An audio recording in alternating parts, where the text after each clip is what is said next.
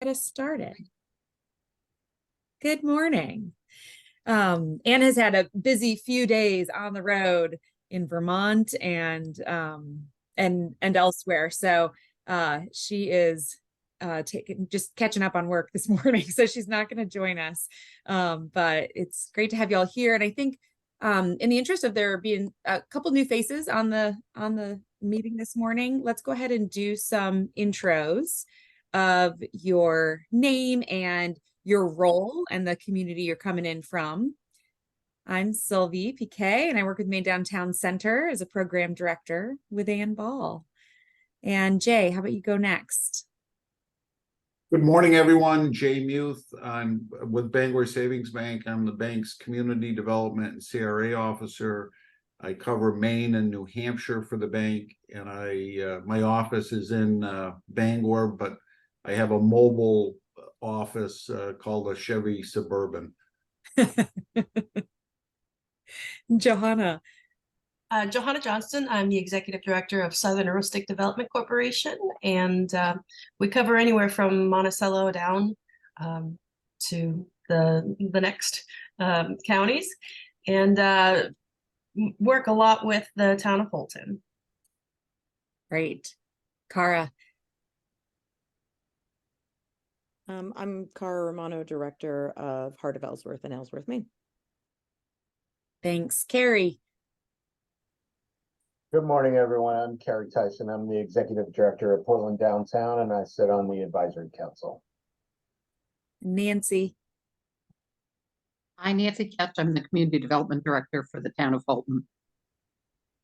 And Ross. Good morning, Economic Community Development Director for the town of Lisbon and de facto Main Street Director. And Bill. I'm Bill King, a former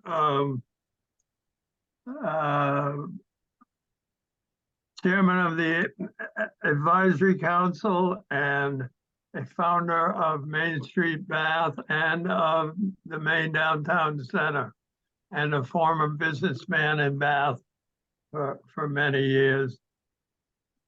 Former just about everything. Yeah. Thanks, Bill. Delilah. Good morning. I'm the director at Heart of Biddeford. That's all, right? That's great. And Cassie. My name's Cassie. I'm the chair of the Monson Collaborative, and I work with the downtown. Nice. Melissa. Hi, everyone. Hope you can hear me. I'm having audio issues. I can hear you. Lindley, Economic Development Director for City of Gardner. Great. And Laurel.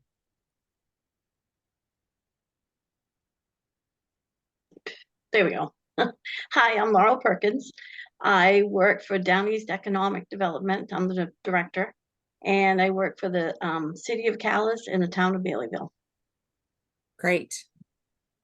Excellent. Well, if you received our agenda, we were going to give Lynn Mansfield, our newest director in Brunswick, a warm welcome, but unfortunately she has been sick this week with a pneumonia. So we're hoping that she heals quickly. She said she's already kind of starting to feel better, but hopefully that happens quickly, and we'll meet her the next time. Looks like Tamra, do you want to jump in with an intro, just a name and your role in community? Hi, my name is Tamra Whitmore, and I'm with Gardner Main Street, and I'm just up the shower. Great. We all are. It's early. Thanks for being here. Happy Friday, folks. And really our one agenda item for today, other than some announcements, is I'm going to hand it over to Ross, because Ross took a field trip this summer and he offered to share some of his takeaways from visiting Burlington, Vermont's Church Street, Main Street District. And it's always great when, we all get to be out in the field and glean some ideas of what to do, maybe what not to do. And so fortunately, he's going to share what he learned. All right. Well, thank you very much. Let me see if I can do this without screwing everything up. And let's see. I think you can see that now. Yes. Yeah. All right. Excellent. Awesome. Beautiful. Wow, PowerPoint and everything. Yeah, well, I figured I've got about 10 minutes. So I'm gonna zip right through it, if that even. So Awesome. real quick, this was an opportunity. My family and I said we want to go somewhere, we want to disappear somewhere.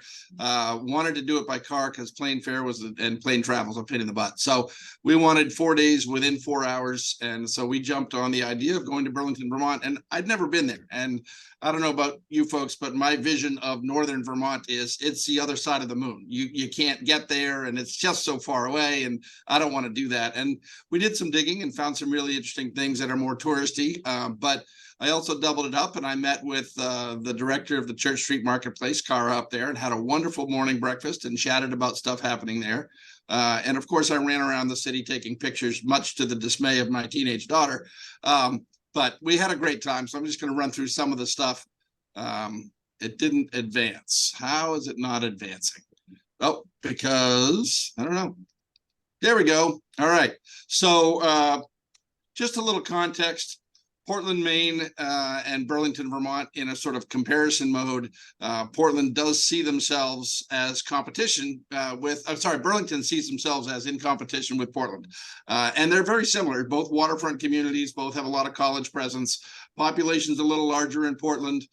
Square miles, although Portland claims 70, only 21 of that is actually on land. So they're almost, they're only a little bit different. They both get very active downtown districts. They also both have some struggling industrial areas and are both struggling with homeless population, which I'm going to take a minute to talk about the homeless thing later. It was pretty substantial. So it's something that I'm sure a lot of communities are struggling with, but Burlington is really trying to wrap their head around it and not finding a good solution. So just a quick reference, it's not the other side of the moon. It's 257 miles and only about 3 hours and 45 minutes. And it's a beautiful drive. Once you get past New Hampshire, it's very scenic, very mountainy. It's just a gorgeous drive out there. So I do recommend everybody go. Here's a quick overshot of Burlington. Obviously, there's an airport, but there's some major highways headed in there. It's not remote and desolate at all. I'm going to talk about 3 different parts of town real quick. A is their waterfront. I'm only going to touch on that. It's pretty cool. B is the Church Street Marketplace District. That is the section of town that Church Street operates in. And C is one of the industrial areas that they're struggling with and what they're doing to deal with that. We'll talk about that in a minute.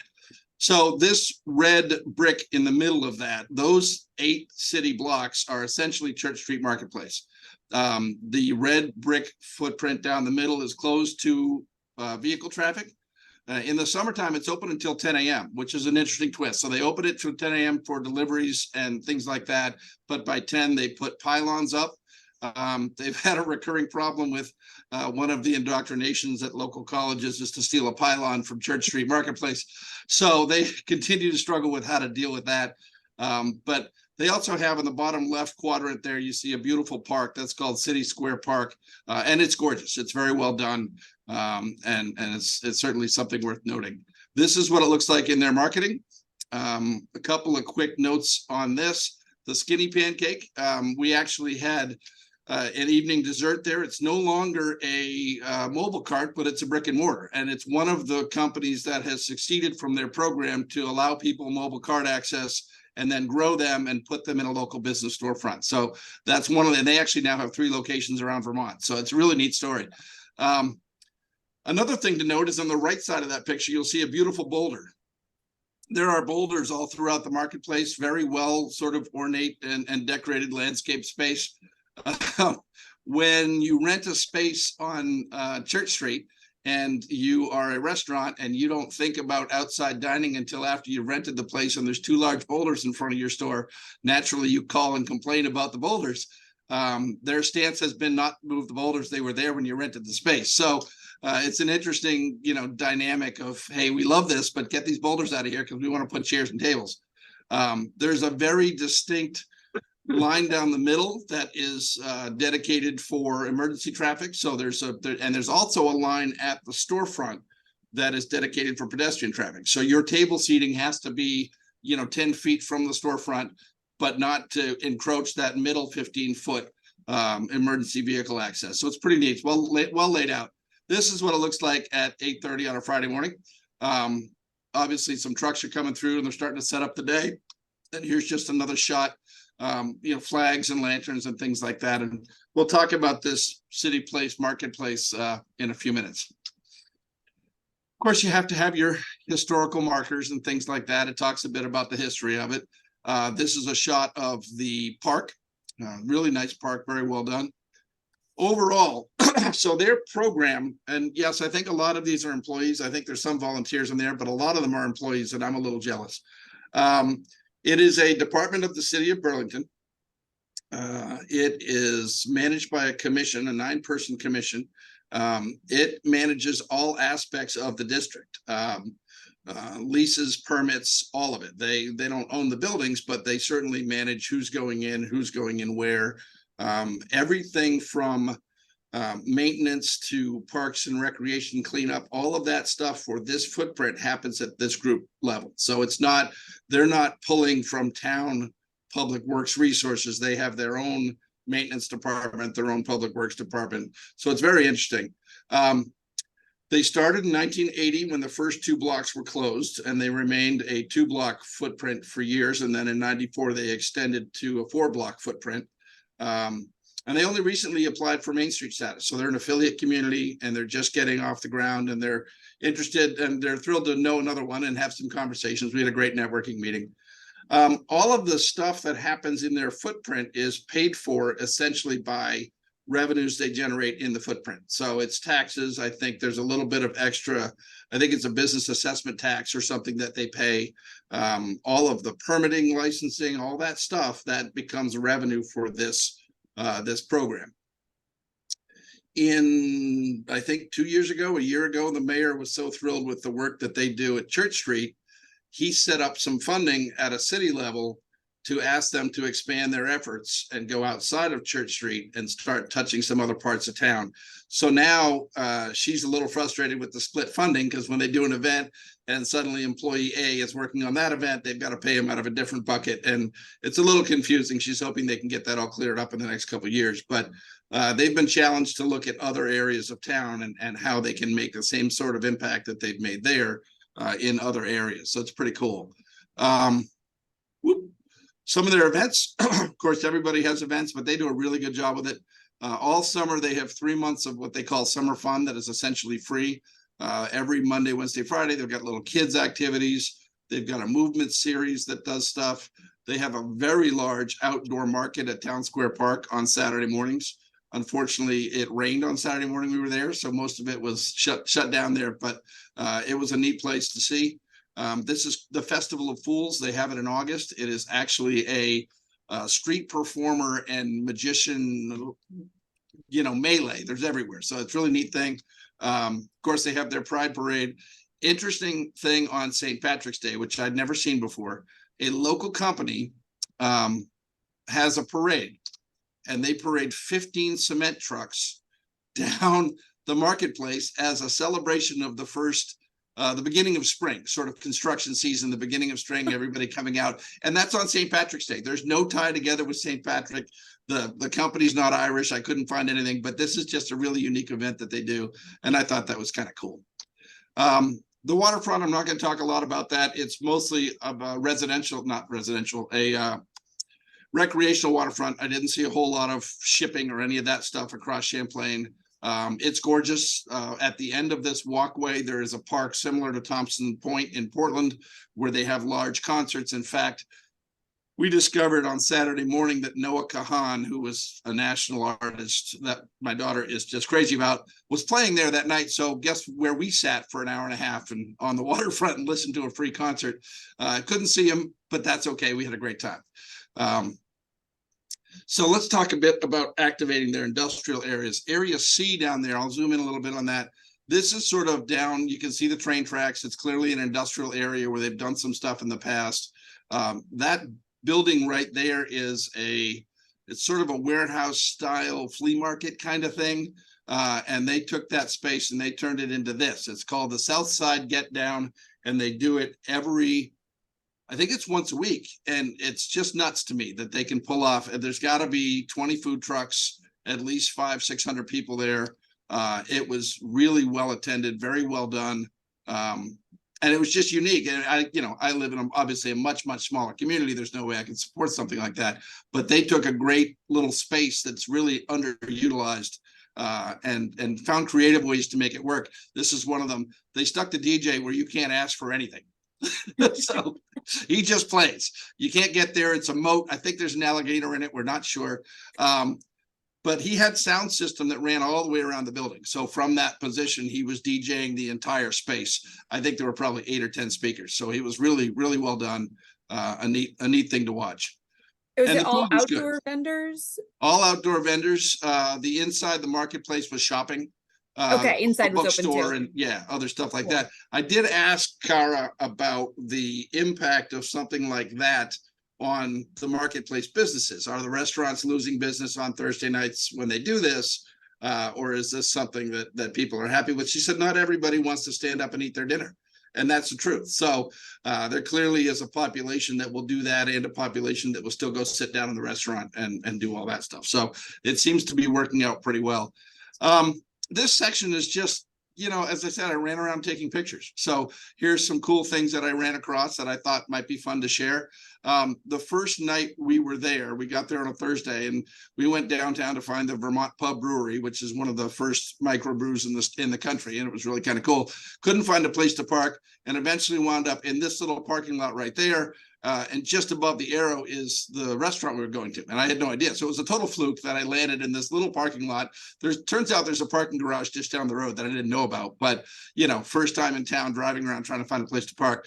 On Saturday afternoon before we wrapped up, because we were leaving Sunday morning, I realized that I had to go find a specific landmark in Burlington that I hadn't found yet.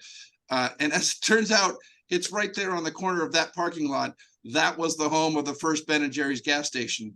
And they've actually torn it down. It's just a parking lot, but in the sidewalk is this little plaque. And we did do the Ben and Jerry's thing on Thursday afternoon on the way into town. So we went up to the Ben and Jerry's factory and had that. That's only about probably 20-30 minutes away from Burlington. So it's not bad at all. So other cool things. This is a hydration station. I just thought that was cool. It was hot at this food truck event and they had this just sitting out there for free and you could spray mist in one. You could, you know, it was pretty cool. It was neat little thing. Is it potable water? Could you fill up a water bottle? I think so. Yeah. I think that was my goal. Wow. This is kind of cool. It had never occurred to me how many of us have restaurants that have outdoor stages. These guys stuck their marketing behind the band. And I went, wait a minute. So every social media picture of this band now has their marketing in it. And I brought that home to my local restaurants and said, hey guys, do this, because now every time somebody takes a picture of the show they're seeing, your marketing is in that picture. So really neat idea. I thought that was cool. Had to share. We ran across sea bags. There they are, right there on the Church Street Marketplace. Just activating alleyways, you know, taking lights and hanging them over the alleyways. I mean, obviously I'm preaching to the choir here. This is all common stuff. These are really kind of neat. I think they're fiberglass. They look like trees and they just light up at night. And there's probably 7 of them around town in different locations. So just, you know, away from the marketplace, as you're driving around, you know, other blocks in town, you find these red, blue, green, just pillars of light. It's very cool. Their splash pad at night turns into a rainbow. That's kind of neat. At the food truck thing, how many of us use branded cups for events over and over? These guys recycle them and wash them. I thought that was really cool. They have a specific thing for the branded cups, throw them in there. They go through the trouble of washing them and bringing them back out. This I thought was cool. This is 3 years of donors broken up into what years they donated in one little plaque. So, I mean, obviously it was a 3-year process to put the park together and they had different donors each year. And I just thought that was a neat way to do that instead of making one long list. Okay, this is a bathroom. Okay, I'm sharing a bathroom. It was really unique and we actually talked about it a bit. It's designed specifically so police can see the floor so that they can tell there's nobody in there having a problem, medical emergency. And the inside is absolutely this color intentionally because it makes it hard to see a vein. You can't inject a drug in your arm in this bathroom because you can't see the veins. I thought that was really unique. As you would imagine, eventually they figured it out. If you dropped the changing table and put your arm underneath the changing table, you can see your veins. But it's certainly designed specifically to address the drug issue problem and not give them a place to go do drugs. So that was kind of cool. These are the shops at City Place Burlington. They were closed. You can see in that picture, there's building permits on the windows. Very interesting. We talked a bit about this. They decided what they don't need is more shops necessarily, but they need housing. So if you're looking overhead, this is the shops at Burlington that we're looking at. And this block and the block behind it are going to be this. This is roughly 350 units on top of retail. It is 2 or 3 city blocks big. It's a massive undertaking, and it's going to take them, I think, 2 more years to pull this off. But clearly it's designed to try to help them solve the housing problem that we're all facing, and still bring people or keep people downtown near the marketplace to try to boost sales and things like that. So real quick summary, it's a very vibrant community, serious struggles with homelessness. Now that I'm going to pause here for a second. You know, we went there and we were having a great time, but there were numerous times where we avoided a certain sidewalk area. There were fights that we saw between homeless people where the police rolled up. There were, you know, just groups of people sleeping on a sidewalk where we wanted to walk. And so we went around the park or kind of thing. It really, I mean, there must have been, I would easily say 50 people camped out around the park on a regular basis. And they don't have any more answers than anyone does. It's really struggling. There's an empty parking garage that a lot of these folks move into, or an empty building with a parking garage attached. And they go in every now and then and make sure everybody's okay. They don't clean it out because it's safe and dry, but at some point that building will be renovated and that space will disappear. You know, I mean, so it's a real struggle, and I think everybody's struggling with it. But you know, it's interesting to see how, as a tourist, essentially, you know, there were times where I was uncomfortable, and I took my family a different direction because, you know, there were folks screaming at each other on the sidewalk over a bag of fruit or something, you know, and it's tough to see. And I think it's impacting them to some degree. I know that they had some hotels that were lined up to house folks, and then those have folded, and, you know, and Vermont's talking about 2,500 people they had housed in different places. That project has ended, and they've got to find a new place for those folks. They're very well funded and well organized. A lot of their summertime events are funded by donors that don't want their name on things. They've got a couple of wealthy folks locally that are contributing, so that's helpful. They've got a really good structure. They've got, you know, marketing people, the whole team. For those of us who have one person in the office, yeah, a little jealous. But I thought it was really, really good use of lots of color, lots of murals, lots of lights at nighttime. I mean, really, really inviting and very attractive. And their events are fantastic. I think the Festival of Fools is actually something I'm going to try and build off of, because that's a really neat idea. So that is Kara, the director, and I standing in front of the park. So there's a little farewell. Any questions? Way to represent. I bet there's a lot of questions. I know I've got some. Thanks so much for sharing this, Ross, and for such a great, comprehensive and broad strokes with this trip. My pleasure. Yeah, jump in. Feel free to take yourself off mute. Jay. I'll jump in. It's nice to vicariously have a vacation in Burlington through you. Yeah. Question on the big apartment complex that they're planning. Is part of that plan include additional parking garage space? Yeah, or... so it's actually built in sort of a horseshoe space, or all the houses around the outside, and they've got parking garage up through the middle of it. So yeah, you're absolutely right, Jay. They covered the parking issue through that. Yeah, perfect. Yes, Bill. I just, Ross, that was a great take. I owned a business in downtown Burlington for almost 10 years. Wow. So it was great to hear the where they've gone.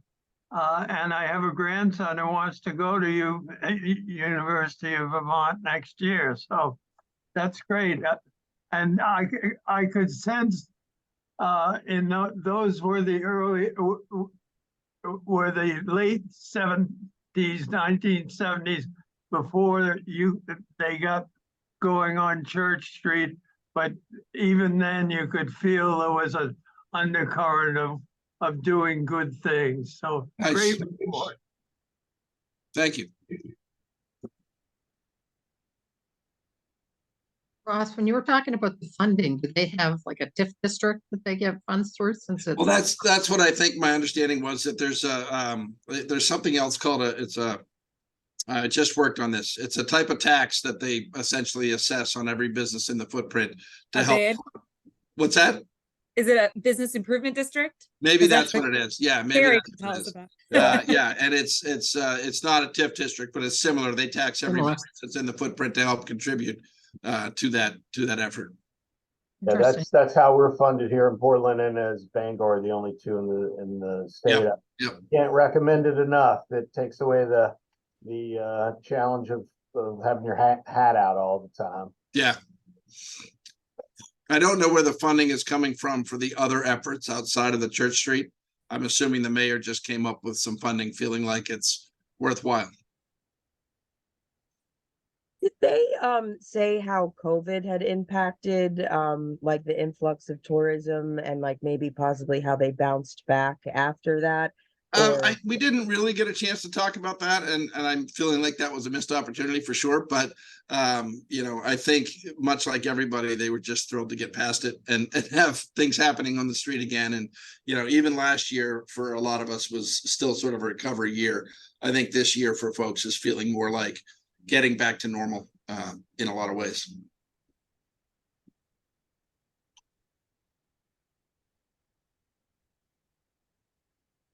I'm curious how much, I think you were referring to the homeless population being around that church district or in that Church Main Street district. Did the director talk at all about any partnerships with social services or?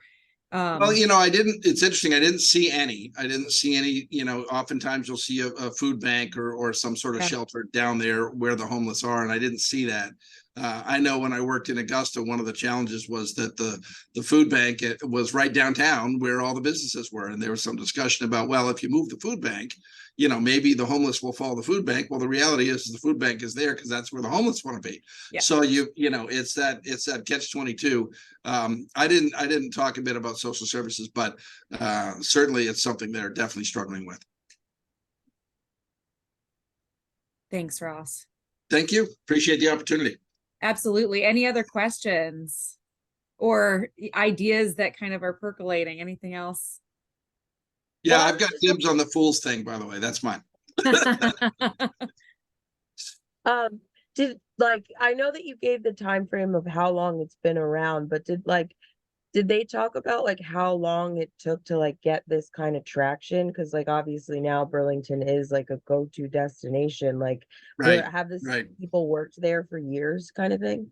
Well, it's funny because I think one of the things that Plaque said was that the architect that came up with the idea, and I think it was an architect student, came up with the idea in like 1967. And it didn't get approved for another 13 years before they closed the first blocks. So you're right. It takes a lot of grinding and pushing stones uphill to make something like this happen. Clearly, after the first two blocks were closed, it took them another 14 years to close the next two. So it's a long slog on these things to get folks to a point where they're really motivated to support it. That's probably why those boulders were left in place. Yeah. I don't remember. How long did you say the Main Street's been, or that district has kind of been? Oh, I think within the last year or two. I mean, they've just wow. applied. Yeah, no, they were a standalone organization. They've just applied for Main Street status, and they're an affiliate right now. Okay. I don't think it'll be a long haul for them to get to a full accredited Main Street because they have the organization structure. But I know, and Sylvia, I don't know if you know much about this, but I know Ann and I spoke about a month ago about the fact that we're seeing more nationally. We're seeing more municipal-based Main Street organizations as sort of a growth nationally. And I just thought this was really interesting to see this group that is so organized, the fact that they have not been part of the program. And the program's been around for, 10 years, 12 years, 15 years? Yeah, I know Vermont as a whole, they had a Main Street program, like as a state, and then it stopped for a period of time. And I don't know the specific timeline on that, but that it's now kind of getting back on the ground. Gotcha. And Gary, their kind of state coordinator, is housed as a state department. Gotcha. So yeah, their whole program is under is Good. under the kind of state. So it is, yeah, it's a different system that is becoming more and more common. For the like whole thing, now thinking about like the weather that Vermont like challenges with that, have they added certain precautions to like stop or Well, like, you know, Yeah, it's a good question. We actually went up about 2 weeks after, maybe even a week after all the flooding. And so driving back, we saw multiple roads that had been, at one point we saw a Jeep in the middle of a river that clearly had been washed down a river. Just amazing. The recovery efforts they've had to go through. It did not appear that Burlington was that affected. It does sit up on a hill from the lake. So a lot of the, it's a downhill walk to the waterfront. So it feels to me like maybe they're sort of in a naturally safe position, because there's not a whole lot of rivers nearby that would flow in that direction. I'm sure the infrastructure, the roads and things, but it didn't feel like downtown was at risk. And that's actually the reason Anne was over there in Vermont 2 days ago, was kind of looking at emergency response. And she was in Montpelier and another town, I didn't know, that had kind of caught the brunt of it. And it Right. was pretty devastated, in terms of the infrastructure and businesses. So, but I think, yeah, Burlington was a different story. Thank goodness.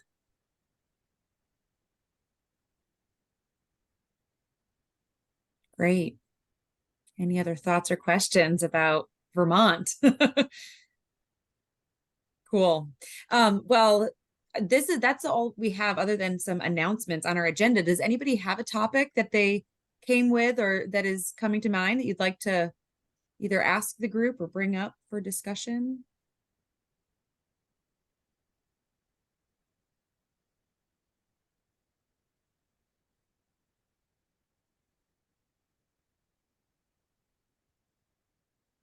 Cool. I'll make some announcements. And if anybody does, feel free to jump in. I want to let you know that next Friday, we're having our one and only Downtown Institute. So this is like the in-person learning opportunity that hasn't been done for a few years now, but is kind of our signature event. And it's always an in-person deep dive on a specific topic. I know some of you are signed up. It's about all things downtown planning.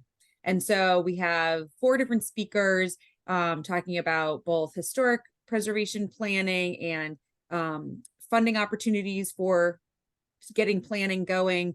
We're going to have that in Gardner, and I'll pop the registration that has more information in the chat for that. And that's next Friday. Registration is still open. And then at the end of the month is our Maine Development Foundation's annual meeting, and that's September 27th. We're gonna get to celebrate the Downtown Champion Award for Phyllis Young, who is a former board president and current board member of Heart of Ellsworth. So we're excited about that. And if you're able to join us for that half day in Bangor, we'd love to have you. Let's see. And then October 12th, and I don't actually have that registration up here, but I will bring it up. You all have probably seen that, but and then October 12th is our next webinar, and that webinar is going to be focused on inclusivity and accessibility, specifically kind of looking at that in the more physical access to downtowns. So we've got a couple communities who are presenting their events checklist in regards to accessibility, and then also some like DECD is going to be joining at, well, actually, let me get this right. No, DOT for this one with the Downtown Institute and this webinar. I keep mixing up who the speakers are, but DOT is going to be joining us and talking about some programs and funding opportunities for kind of physical accessibility in downtowns. And then we'll be looking at a case study of in Augusta, and that'll be webinar based online. Have this link here, so I will pop that one in the chat. And anyone's welcome to join us for that, free for member communities. And then October 13th is our next it's always second Friday, our next monthly Friday optional Zoom for this kind of setting. And we are actually asking, this one is like strongly encouraged. So if you can't make it, we would love from someone from your community to make it. There's information about it in the invite, or kind of like, heads up about this email, we'll send it out, or this meeting, we'll send it out again. But we'll have Julia Trujillo Luengo and Chris Quint from DECD and the State Workforce Board joining us, and they are going to give some updates as well as solicit some feedback about Maine's 10-year economic development plan update. You probably have seen this elsewhere because they're, sending it out far and wide. There's going to be a survey. We won't get that survey out to you all before that meeting, but they're going to get, verbal input and feedback from you all. And then there will be a follow-up survey as well. So, please, mark your calendars, plan to join us for that morning, 8:30 to 9:30, October 13th, same Zoom link, and we'll send it out. If you got the email about this, which I think most of you are on, then you will get the next one as well. But feel free, if you think, oh, someone else is going to join, shoot me their contact and I'm happy to send it to them directly. And otherwise, I'm going to grab that MDF annual meeting link, but does anybody else have any questions or topics to chat about?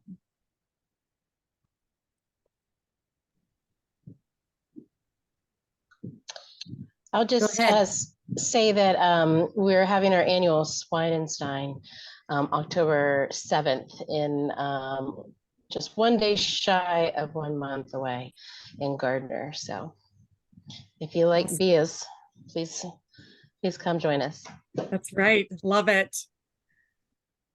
Thanks, Tammy. Tamra. I guess I just am wondering, with like Monson is right next to Greenville, Moosehead Lake, and like all summer for us has been super rainy, especially on the weekends. And I was just kind of wondering, are you guys experiencing like a very low tourist population this summer, or like we're all in this together kind of thing? I've been talking about it a lot with like local entrepreneurs and how the weather has actually been affecting everyone. Even last winter, we didn't have a great snowmobile season because we didn't get snow until March. So I was just wondering if you guys have noticed stuff like that, as particularly this year, and like, is there anything that you're doing to try to get ahead of it, or like, work with people kind of thing? Great question, Cassie. Yeah, Ross. We are trying to grow an outdoor waterfront event center. And you can imagine with rain, we had a blues festival on Father's Day weekend that was almost a complete washout. We still had several hundred people come, which was great, but it wasn't 2,000. And then we had a new event this last weekend. And it was the first year running it. And we saw that advance tickets were almost nil, because I think people were waiting until the last minute to commit to anything outdoor because they wanted to see the weather forecast. Unfortunately, at that point, you're like, well, I didn't buy a ticket. Maybe I got to pay $5 more at the door. So I think that's definitely affecting our efforts. We're not a tourist town, so we don't have, a benchmark, but I think it's definitely having an effect on us. Anyone else seen that? Heard about that from your businesses? Phil? Well, I think the comments relative to tourism, you'll find that the coastal communities, for the most part, did very, very well. Particularly those like Bath, which are on Route 1 and not exactly down on the immediate coast. But we had our 4th of July was incredible. We made the kind of money that we really need to make every time we do that, and haven't for years. We cleared about $20,000 out of that in 4 days.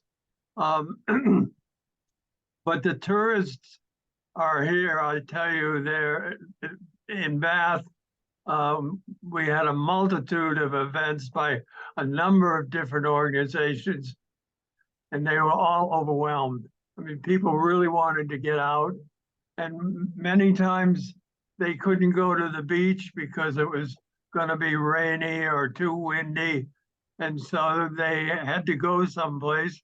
So they went to those towns that advertised and pushed regular events put on by a number of nonprofits.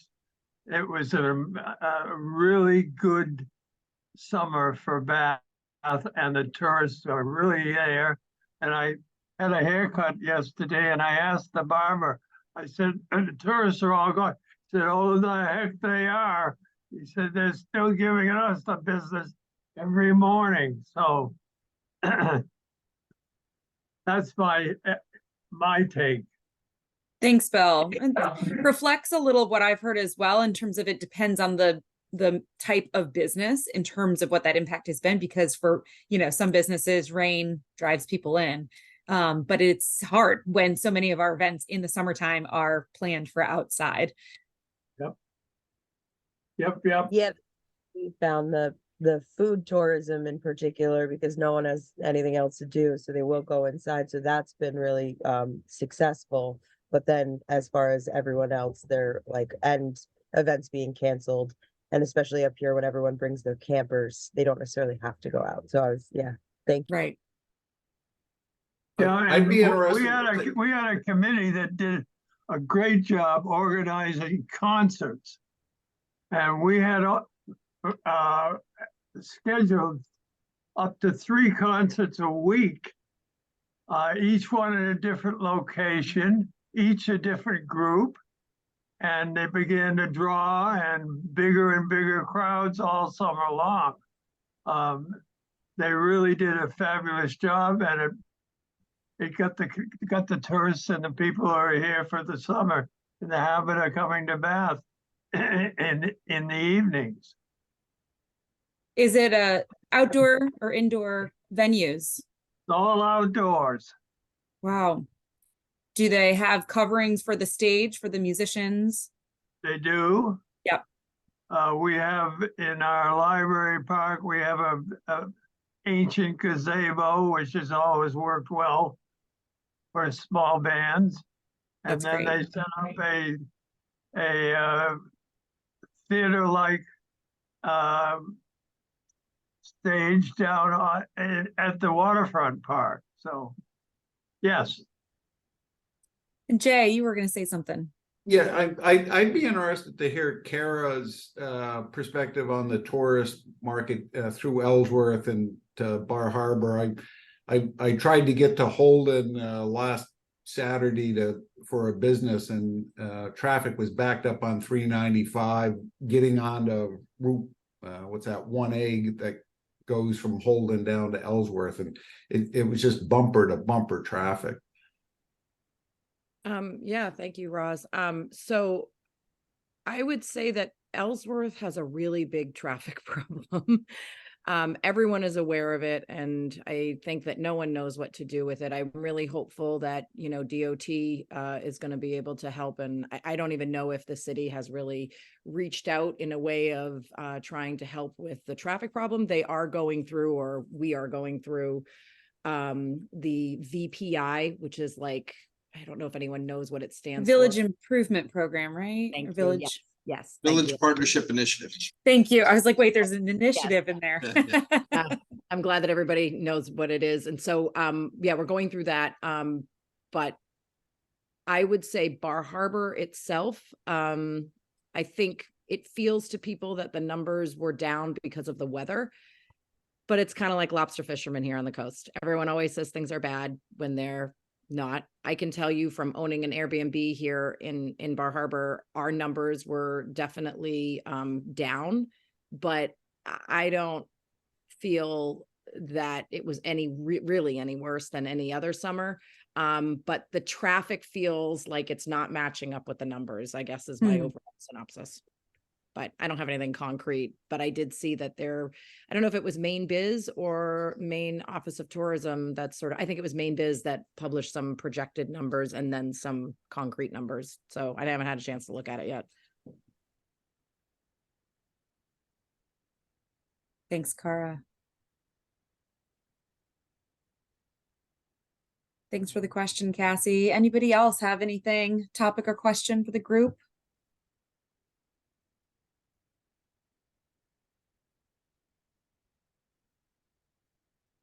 Cool. Okay, well, Cara, did you have anything? No. Okay, so you come off mute, so just Gonna want say to double check before I say, yeah, thanks for coming in this morning. I won't keep you all, get back another 15 minutes to your Friday to wrap things up and then have a really great weekend, and hope to see you at some of these upcoming events soon. If not before the next October Friday optional Zoom. Hope to see you then. Thank you. Thanks, Sylvie. Thanks. Yeah. Bye. Bye.